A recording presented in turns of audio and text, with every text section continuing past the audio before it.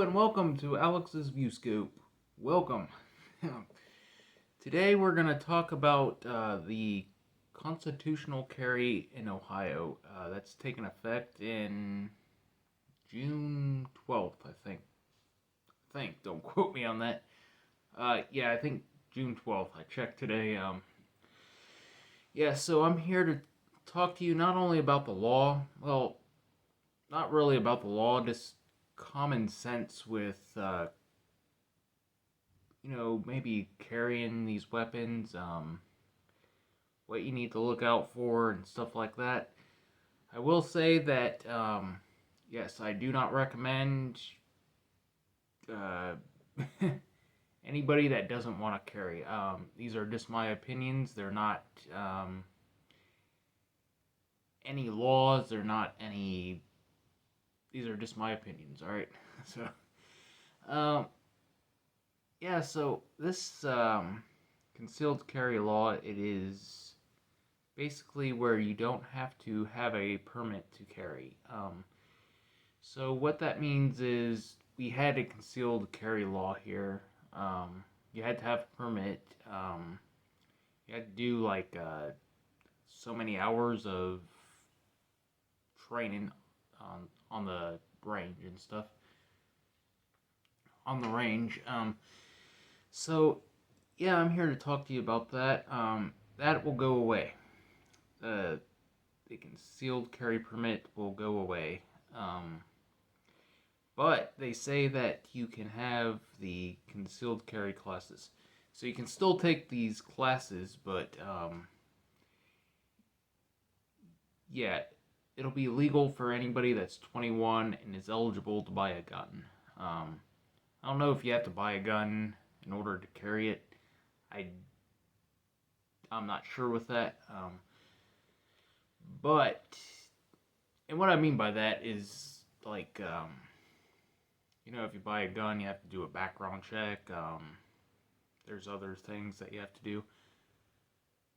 There's not really other things you have to do, but you have to pass a background check. That's I think that's in all 50 states. Yes, and if you disagree with this, I understand. It's, you know what, I disagree with some of these things. Like, you don't have to have any training at all. And I'll tell you why. It's because if somebody doesn't have any experience with handling a firearm, that's when accidents happen. And if you purchase a gun for the first time and you don't really know it, that's, in my opinion, that's when things can go wrong. You can have an accidental discharge with a gun. I know some people that's happened to. Yes, it's it's kind of like that. I don't really know if so from a legal standpoint, this will take effect on June 12th. It's not really what people think it is. It's and I say that because here's the difference between a criminal and a law-abiding citizen. A law-abiding citizen will carry a gun on him at all times. He will not pull that gun out unless he absolutely has to. And that's very crucial with this. A criminal, on the other hand, will pull his gun out. They just can't help themselves. So, and I'm not saying all criminals are terrible people. I'm just, some people make mistakes, and that's all right. Forgot what I was gonna say. So, it's kind of controversial. And I'll tell you one thing that can calm everybody down is everybody has been everybody has not realized that open carry has been legal here for years. And by the way, this is only in Ohio that this is going to take effect. It's not in any other state. I think there are states that have this. I'm not sure the states, but yeah, they already have it already, and I'm not going to go into what that does, but yeah. So open carry has been legal here for years, and people haven't realized it. There's been some people that have realized it, and I'll tell you why. I'll tell you the difference between open carry and concealed carry. Open carry is where you can have a gun, where you can have a firearm right on your hip, and but you gotta keep it out in the open. You can't put your shirt over it. That is concealed. That is concealed carry. So yeah, it's kind of confusing, but yeah, that's been legal here for years, and I'll tell you why that's a pain in the ass. Because if, and I'll tell you why I don't do it. I'll tell you why I do not do that for. It is because, okay, I need to slow down. um, so yeah, it's a pain in the ass because if you get into a vehicle, you have to put that gun away. You can't carry it on you. So you have to put it in the safe that's in your car. By the way, people buy safes for their cars. So yeah, you have to, and if you don't, that's considered a felony. So yeah, there's a lot to it. This concealed carry law that they're putting in place will actually, you can carry this gun in your car on you. You can have it on you at all times. By the way, I am all over the place about this. And yeah, the only time you have to tell a police officer is if he asks you. Sorry. Yeah, the only time you have to tell a police officer is if he asked you. So if he comes up, you get pulled over, and the police officer's at your window. He's gonna ask for your proof of insurance. He's gonna ask for registration, your proof of insurance, your driver's license, stuff like that. So yeah, he's also gonna ask you, do you have any weapons, drugs, or anything in the vehicle that, and yeah, they have to ask that. So yeah. Anyways, we're gonna take a quick break, and let me you know what? Let me take a break. Back. So where I left you off at, we're talking about concealed carry. So yeah, I had to take a break. The battery was dying. On this light that that's right behind me. I have this little battery right here, so it started dying. So I had to get an extension cord, and I realized that that's a good idea. So I think I'm gonna do that from now on. I realized last time I did a YouTube video is that it looked kind of grainy, so that's why I have this light in the background. So anyways, to finish this off, we're talking about concealed carry. We're talking about the law that goes into effect on June 12th. Yeah, so this concealed carry, to finish this off, by law, I do know this, somebody has to be putting your life on the line in order for you to reach for your handgun. Some people might not realize that. And that's probably why it's got a lot of controversy right now, is because a lot of people think that if somebody's like walking towards them or getting ready to yelling or something like that, that's illegal if you pull out your handgun. Somebody has to be either have a gun and pointing at you, or somebody has to have a knife or something. Something has to take place. You can't just open fire on somebody. I cannot stress that enough. So, yeah. Do not take any of this from me. Educate yourself on this. Yes, I'm just here basically just talking. I'm not a lawyer. I'm not a police officer. I'm just a regular citizen. So, so yeah. To end this off, to end this part off, yes, I'm gonna say carrying a gun is a responsibility, and don't abuse it. It's I don't recommend it.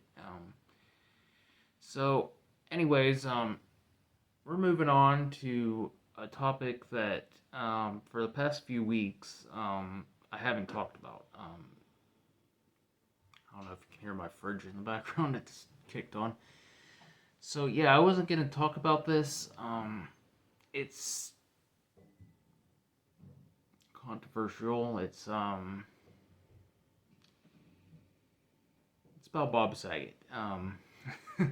So these pictures were released of Bob Saget's room, and a lot of people think different things about this. A lot of people think that Bob Saget was murdered. A lot of people think that he just hit his head. All right. You know what? I've been looking a lot into this case for this YouTube channel. I've been kind of on the fence about doing this, talking about it, because, and I know that I'm going to get some comments on here that I'm opening up a different world for this YouTube channel by talking about this. So, yeah, so this is a very strange case. They've just released these videos, or not videos, they released one video of the police officers walking into the room, and you know what? I respect law enforcement, I really do. There's something I gotta say.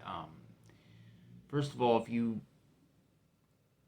get a call saying that there's somebody that might be dead in a room or just anywhere, you don't bring coffee or any type of food or drink into that crime scene. You have no idea what you're walking into, and I feel that it makes other police officers look bad. So, maybe it was just a mistake. I heard that the police officers that were in that video were backup. I'm not sure if that's true or not. But yeah, they have, and one of these coffee cups may have shown up in one of these crime scene pictures. So, it's not in Bob Saget's room, it's in the room that's next to it. 961, I think. So yeah, the room that Bob Saget died in was 962, I think. Yeah, I think so. So, yeah, they were taking pictures of both the rooms because there was a door that was adjoining the rooms together. So, yeah, they took pictures of it, and I guess one of these coffee cups shown up in one of these pictures. So, I don't know if that's a coffee cup that the police officers brought in, but the police officers don't even know what took place there. So, yeah, it's gonna be out there for years. It's gonna be there's a coffee cup basically compromising the evidence. It's that simple. So I don't know if that's the police officer's coffee cup or if that coffee cup was just left there. They said that this room was abandoned, or wasn't abandoned. It was vacant for, I think, since January 7th. So there wasn't anybody opening the front door to 961. So there's no other access point to this room. And yeah, you all know the story. You have to swipe a key card to get in there. So,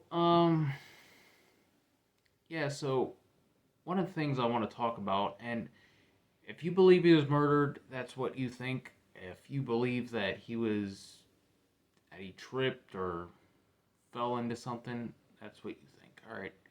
I'm not here to say I know what happened. All right. I don't know what happened. All right. But they're saying that his head hit the headboard on his bed. So I'm here to talk to you about why I think that is a possibility and why they're investigating that.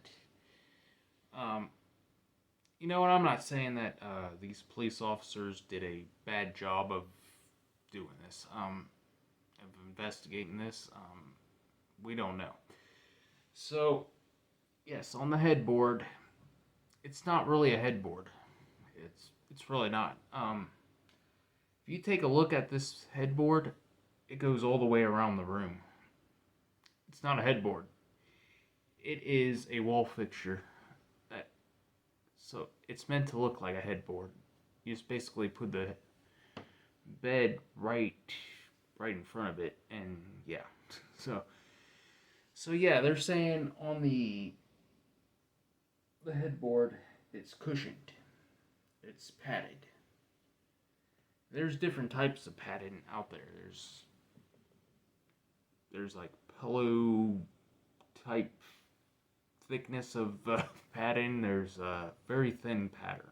There's very thin padding.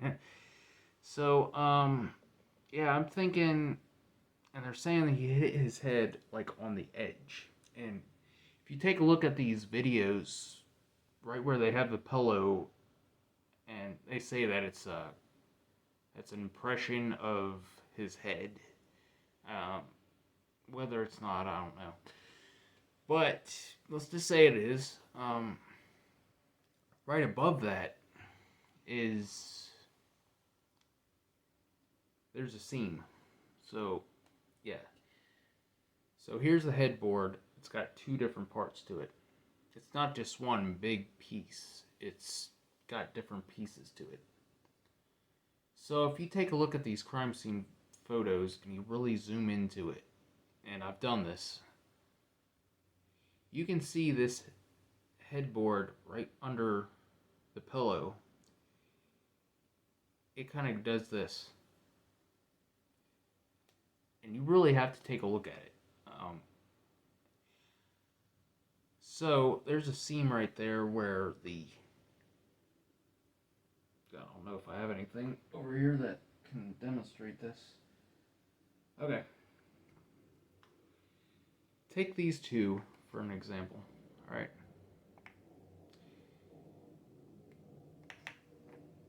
Let me hold them up real quick.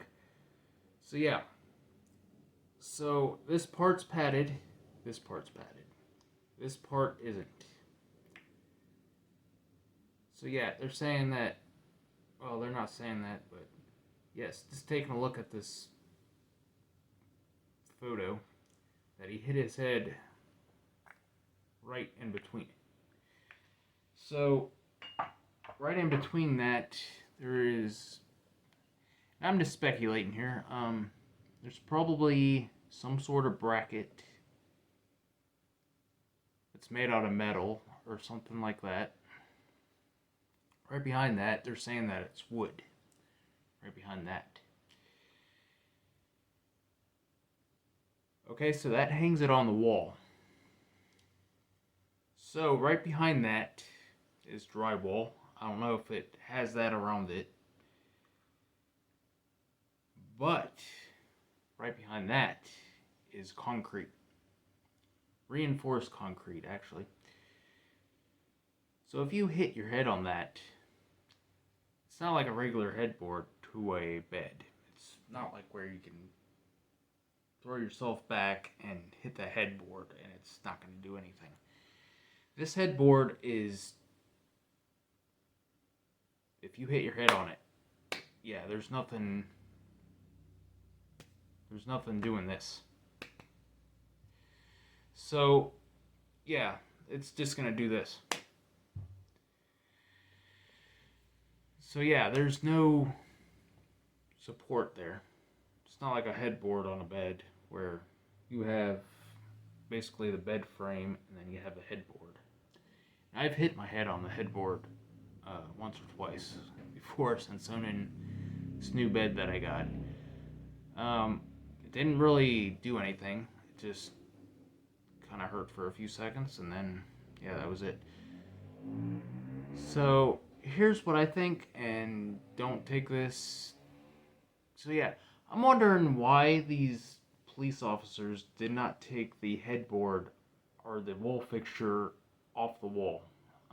It's still there. Maybe they did, and maybe that's why they're not showing this. I don't know why they're not showing this. They have a lawsuit. Apparently his family filed a lawsuit against him. I don't know.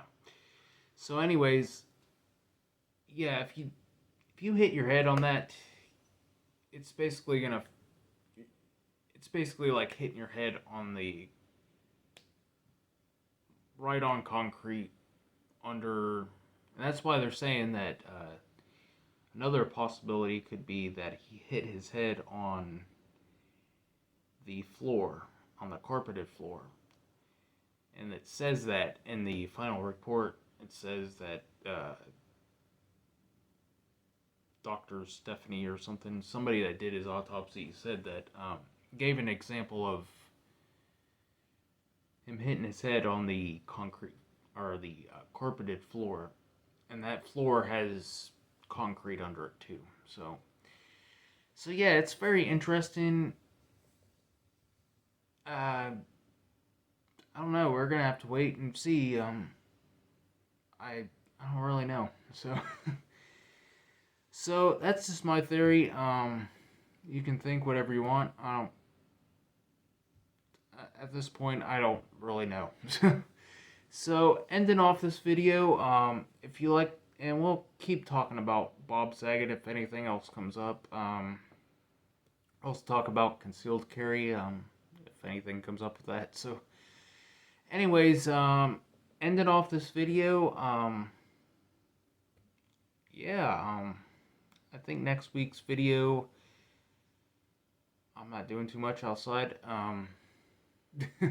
This weather has been crazy. That's why I haven't been outside with this camera. It's like last week it was like 70 degrees, and this week is in the 30s. It's kind of feels like winter out there. It was snowing last night, so so anyways, yeah, if you like this video, please leave a thumbs up. Yes, hit that subscribe button if so you can be notified every time I drop a video. I drop a video every Sunday. I take some weeks off, just every once in a while, like I did last week. So yeah, if you like this video, please leave that thumbs up. You don't know how much that means to YouTubers and things like that. Also hit that subscribe button, because I'd like to see you again. So anyways, have a good week and stay safe out there. Alright, bye-bye.